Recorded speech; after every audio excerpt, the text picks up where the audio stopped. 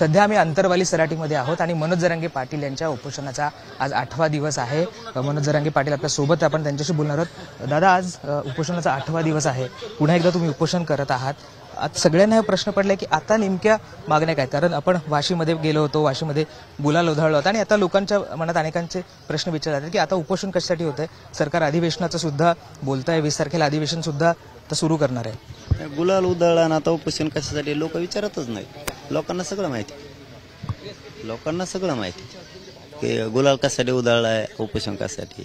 गुलाल उधळला कायदाच बनत नव्हता 70 वर्षात, ज्यांच्या नोंदी कोण बीत नाहीत त्यांना आरक्षण देण्यासाठी। तर सगळ्या सोयऱ्याच्या माध्यमातून अधिसूचना राजपत्रित अध्यादेश निघाला।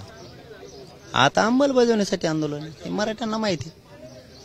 अधिसूचना काढण्यात आली वाशीच्या तुमच्या आंदोलनानंतर आणि त्याच्यामध्ये सगळे सोयऱ्यांचा सुद्धा उल्लेख होता। त्याच्यात म्हटलं होतं की सगळे सोयऱ्यांची व्याख्या सुद्धा करण्यात आली होती की ज्यांचं जातीमध्ये लग्न झालेलं आहे किंवा एखाद्याच्या पुरुष सत्ताक पद्धतीनं वडिलांच्या जे भाऊ असतील किंवा त्यांच्या नाते त्यांना हे सर्टिफिकेट दिलं जात असेल। तुमची याच्यामध्ये नेमकी मागणी काय? ज्या मराठा समाजाच्या नोंदी सापडल्यात त्यांना प्रमाणपत्र द्यायचं। त्याच नोंदीच्या आधारावरती ज्या मराठ्यांच्या नोंदी सापडल्या नाहीत त्या मराठा समाजाच्या त्यांच्या गणगोतातील होणाऱ्या लग्नाच्या पूर्वीपासूनच्या सोयरी त्यांना आरक्षण देणे, पितृसत्ता फत्ताक नाही त्यांना देणे। मग राज्यांतर्गत येणाऱ्या सर्व सगळे सोयरे त्या नोंदीच्या आधारावर द्यायचं आणि त्या जी सगळ्या सोयऱ्यांची अधिसूचना काढली त्याची अंमलबजावणी करणे। या पलीकडे आम्हाला काय माहीत नाही आणि आम्हाला ती अंमलबजावणी पाहिजे। सरकार म्हणत होतं की अधिसूचना काढल्यानंतर एक प्रोसिजर असते, 15-16 दिवस त्याच्यावर हरकती सूचना मागवल्या जातात। छगन भुजबळ यांनी सुद्धा म्हटलं होतं की जास्तीत जास्त तुम्ही हरकती त्याच्यावर नोंदवा। तुम्ही सुद्धा मध्यंतरी मला आठवतं की आवाहन केलं होतं की मराठा समाजाकडनं सुद्धा ही अधिसूचना कशी बरोबर आहे किंवा याच्या समर्थनार्थ हरकती नोंदवा किंवा सूचना मांडा। तर ह्या प्रोसिजरला वेळ लागेल असं सरकार म्हणतंय, तुम्ही या सगळ्याकडे कसं बघता? दिला की 15 दिवसाचा वेळ, 16 तारखेपर्यंत त्यांचाच वेळ दिला, त्यांना आम्ही थोडा दिलाय। त्यांना जेवढा कायद्याच्या चौकटीत वेळ पाहिजे ते वेळ दिलाय, त्यांना वेळ मिळालाय। आता काय पाहिजे? अशा या राज्यात आणि या देशात लाखांना हरकती आलेल्या आहेत, काय करायचं हे सरकारचा अधिकार असतो। त्यामुळं आमच्या सगळ्या सोयऱ्यांची अंमलबजावणी तुम्हाला 16 तारीख दिली, तर 2 दिवस एक्स्ट्रा झालेत, तुम्ही अंमलबजावणी करायला पाहिजे होती। आता पुढची तुमची दिशा कशी असणार? कारण कालच मुख्यमंत्री एकनाथ शिंदे यांनी सुद्धा पत्रकार परिषद घेतली, राज्य मागासवर्ग आयोगाचा जो अहवाल आहे तो सुद्धा स्वीकारलेला आहे आणि असं म्हटलं जाते आता 20 तारखेच्या अधिवेशनामध्ये त्याच्यावर आता कायदा सुद्धा केला जाईल। तर तुम्हाला तो अहवाल किंवा राज्य मागासवर्ग आयोगाने ज्या पद्धतीनं संशोधन केलेलं आहे किंवा जो त्यांनी सगळा सर्वेक्षण केलेलं आहे त्याच्यावर पण आक्षेप आहे का? तो अहवाल स्वीकारण्यात यावा, त्याच्या पद्धतीनं आरक्षण देण्यात यावं? नाही, देण्यात यावं त्या पद्धती, कारण याच आंदोलनामुळं मागासवर्ग आयोग गठीत झाला आहे, टास्क फोर्स गठीत झालेला आहे, अहवाल पण आला आहे, ते दिलंच पाहिजे ना, ते पण दिलंच पाहिजे, त्याबद्दल दुमत नाही। परंतु मूळ आत्मा या आंदोलनाचा ओबीसी आरक्षणातून मागणी, ते ज्या मराठ्यांना ओबीसीतून घ्यायचं नाही त्यांच्यासाठी तो आहे, घ्या तुम्ही, चारही बाजूने मराठ्यांचाच फायदा पाहिजे। पण याचा अर्थ असा नाही की सगळे सोयऱ्यांचे अंमलबजावणी तुम्ही मागे ठेवणार, हे होऊ शकत नाही। तुम्हाला सगळ्या सोयऱ्यांच्या अधिसूचनेची अंमलबजावणी आम्ही दिलेल्या व्याख्या सहज करणं आहे, त्याशिवाय सुट्टी नाही, आंदोलन थांबू शकत नाही। आता मराठ्याला काही कामं नाही, आता शेतातले कामं उरकलेत आमचे, आम्ही ते मिळवणारच। आमचे लेकरं मोठे होताना तुम्हाला का बघवत नाही, ते तर आमच्या हक्कच आहे ना, ते मिळवणार आहेत आम्ही। आणि ते आम्हाला गॅरंटी आहे, शिंदे साहेबांनी अधिसूचना काढली, 100% त्याची अंमलबजावणी ते करणार आणि फडणवीस साहेब सुद्धा त्यांना साथ देऊन त्या सगळ्या सोयऱ्यांच्या कायद्याची अंमलबजावणी होणार।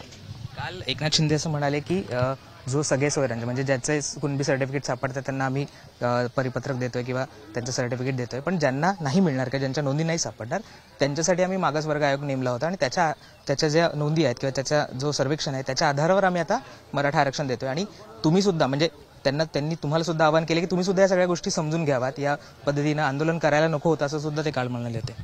केलंच नसतं ना मग आम्ही, तुम्ही स्पष्टीकरण दिलं का की आम्ही सगळ्या सोयऱ्यांची अंमलबजावणी 20 तारखेला करणार आहे, आम्ही कशाला आंदोलन केलं असतं? तुम्ही 15 ते 20 वर नेलं, आम्ही का आंदोलन करू नये? का आंदोलन करू? आम्ही तुमच्यावर विश्वास ठेवायचा, तुम्ही का स्पष्टीकरण करायचं नाही? आणि मागासवर्ग आयोग ह्या आरक्षणाचा विषय वेगळा आहे आणि ओबीसी आरक्षणाचा विषय वेगळा। ज्या 20-25 मराठ्यांना ते घ्यायचंय त्यांच्यासाठी येतो, इथं महाराष्ट्रातल्या करोडो मराठ्यांची कष्टकऱ्यांची मागणी ओबीसीतून आरक्षण, कारण इथं राज्यापासून केंद्रापर्यंत आरक्षण मिळाले. त्या आरक्षणाने काय झालेलं आहे, पाठीमागच्या ECBCच्या आणखीनही त्याचे यातना पोरं बघतात. आत्ताही निवड झालेल्या पोरं आणखीन नियुक्त्या नाहीत, त्यांना आणखीन आंदोलन सुरू आहे त्याच्याबाबत माहिती. पण उगा 20-25 जणांचा हट्ट होता, आम्हाला ओबीसीतून नको, आम्हाला हेच मराठाचं आरक्षण पाहिजे. तर गोरगरीब मराठे त्यांसाठी लढलेत. उलट ह्यात तुम्हाला भीती शहरी बाजूनं ह्याच आंदोलनामुळे त्यांनाही मिळायला लागलं. उलट त्यांच्यामुळे गोरगरिबांना मिळायला पाहिजे होतं. इथं उलट झालंय, गोरगरीब कष्टकरी माझा मराठा समाज लढला आणि त्यांना मिळवून दिले. पण त्याचा अर्थ सरकारनं गोरगरीब समाज ठेवायचा नाही की ज्यांच्या नोंदी मिळाल्या त्यांना कुणबी प्रमाणपत्र दिले आणि ज्यांचे मिळाले नाही त्यासाठी मागासवर्ग आयोगाचा अहवाल घेतलाय आणि आता ज्यांच्या नोंदी नाही त्यांसाठी हे चालणार नाही. हा विषय एकदम वेगळा आहे. सगळ्या ज्यांच्या नोंदी मिळाल्या नाहीत त्यांच्यासाठी सगळ्या सोयऱ्यांचा कायदा आहे, त्याची अंमलबजावणी पाहिजे आम्हाला, त्याशिवाय हटत नसतो आम्ही. मला असं वाटतं की सरकार तुम्हाला फसवते कुठेतरी या दोन गोष्टीमध्ये फरक करून. एवढ्या मोठ्या जातीला फसवणं सोपं आहे का? समुद्रासारखी जाती लहान आहे की, लाटीत जाते कुंकडची कुंकड कोण मेळ नाही लागणार, ते काय फसवतात. आणखीन समाजानं मनावर नाही घेतलं. एकदा जर मनावर घेतलं ना मग लक्षात येईल पश्चाताप म्हणजे काय. या शब्दाची व्याख्या तिथून पुढे तयार होऊन पश्चाताप कशाला म्हणतात. मंगेश विट्टे तुम्हाला भेटून गेल्याची माहिती, काय चर्चा झाली, काय त्यांनी आवाहन केलं तुम्हाला? नाही तेच आहे, तेच शिष्टमंडळ, त्याच मागण्या, तेच लफडं चालू आहे. आम्हाला सगळ्या सोयऱ्यांची अंमलबजावणी पाहिजे, बाकीचं आम्हाला काही कळत. म्हणून आता आपण बघितलं तर तुम्ही उपोषण करतात, पण काही ठिकाणी आता जाळपोळीच्या घटना घडत आहेत, बस थांबवणं असेल, दगडफेक असेल, काही ठिकाणी रस्ता रोको होत आहे.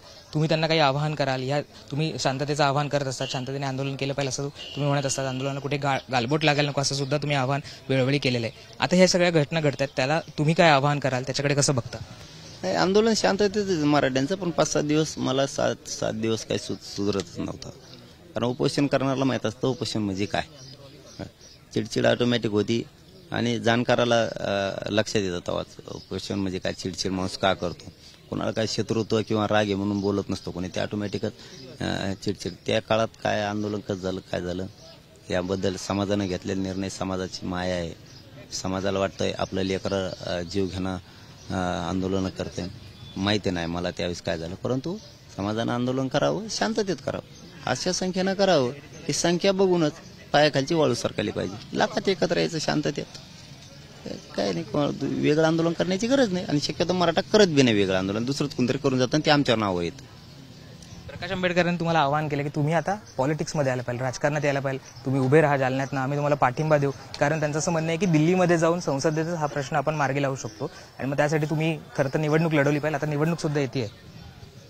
नाही, राजकारण आपला मार्गच नाही. आमच्या पुढे आता सध्या ज्वलंत प्रश्न काय आहे, मराठा आरक्षण. आम्हाला आधी तो सोडवायचं, ते नंतर बघू, ते वेगळा विषय.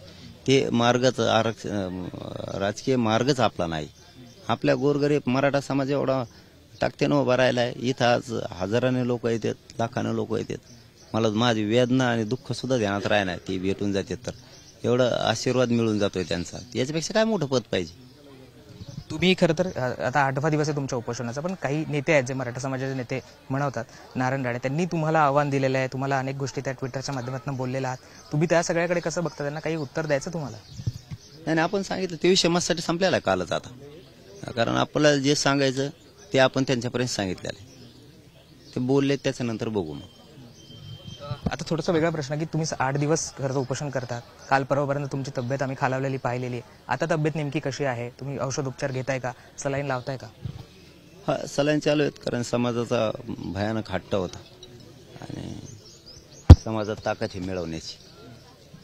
काही पण जर म्हणणं होतं तुम्ही पाहिजेत आम्हाला आरक्षण घेऊ, कसं देत नाहीत बघू आपण, कारण लढणारेच आम्ही आहेत ना. एखादी चूक आमच्याकडून झाली तरी आम्ही दुरुस्त करून लढणार. आम्ही पुन्हा कुठं मागं पुढं झालं तर लढायला आम्हीच समाज. त्यामुळं समाजाचे ते अक्साबोक्षी रडणं, इतर रोज हजारो लोक येणं, यातून समाजाचं ऐकायला लागतं. शेवटी काय असतं, माय लेकरं म्हणल्याच्या नंतर उपचार घेतले. पण आता हे कधीपर्यंत तुमचं आंदोलन सुरू असणार आहे, म्हणजे उपोषण कधीपर्यंत सुरू असणार? उपोषणामुळे तुमच्या तब्येतीवर फरक पडतो आहे. मागच्या सुद्धा आपण बघितलं की डॉक्टरांनी सुद्धा म्हटलं की तुमच्या अनेक अवयवांवर त्याचा फरक पडतो आहे. कधीपर्यंत हे उपोषण असणार आहे तुमचं? सलग सुरूच आहे, आज 8वा दिवस. अंमलबजावणीशिवाय सरकार पुढं दुसरा पर्यायच नाही. सगळ्या सोयऱ्यांची अंमलबजावणी करणे. ज्या मराठा समाजाच्या कुणबी नोंदी सापडल्या नाहीत त्या मराठ्यांसाठी सगळ्या सोयऱ्यांचा कायदा आहे.